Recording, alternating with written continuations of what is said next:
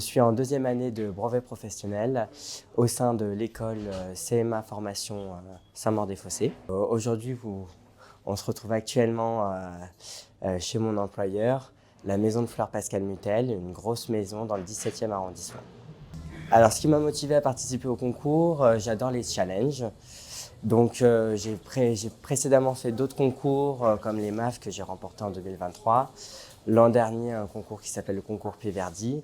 Et cette année, on m'a donné encore plus de défis à essayer justement les WorldSkills.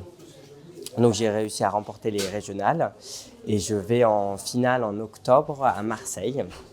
Et l'objectif, c'est de représenter la France au Mondial à Shanghai en 2026. Je suis accompagné par mon enseignant et responsable de filière Cédric Exard, vice-champion de France des fleuristes en 2024. Il fait partie du jury WorldSkills. Donc on se prépare toutes les semaines, tous les lundis ensemble sur justement les anciens sujets pour vraiment être paré pour octobre à Marseille. Cette expérience m'a apporté beaucoup de choses au niveau du personnel, vu que c'est quand même un concours très exigeant qui demande une grosse préparation, que ça soit physique ou mentale. En gagne régional, on intègre en fait une délégation Île-de-France. Donc il n'y avait pas moins de 70 jeunes sur 50 métiers différents. Et on a des PPM, on appelle ça, donc c'est des préparations physiques et mentales. Donc 3 jusqu'à Marseille. C'est des week-ends en fait où on va justement s'entraîner physiquement et mentalement pour être prêt pour la compétition et pour même préparer la suite pour ceux qui iront en équipe de France. Donc il y a tout un travail aussi sportif. Je suis en train de faire une perte de poids pour justement gagner plus en endurance.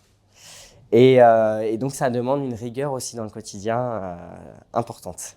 Le conseil que je pourrais donner à un jeune, justement, déjà un jeune fleuriste, les concours de toute manière, ça apporte vraiment une expérience supplémentaire.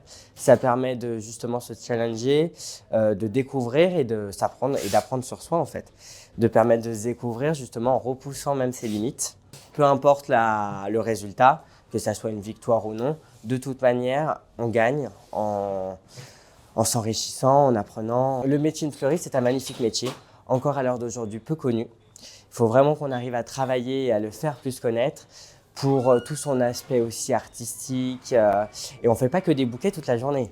On a vraiment un travail de recherche plus important et à travers justement différentes formations à différents niveaux, que ce soit au niveau du CAP, du brevet professionnel, un BTM et un brevet de maîtrise aussi, pour devenir maître artisan et avoir tous les statuts au niveau justement des études et donc aller au maximum, ce qui représente quand même 8 ans d'études de fleurs, qui permet vraiment d'avoir une vraie expertise sur son métier.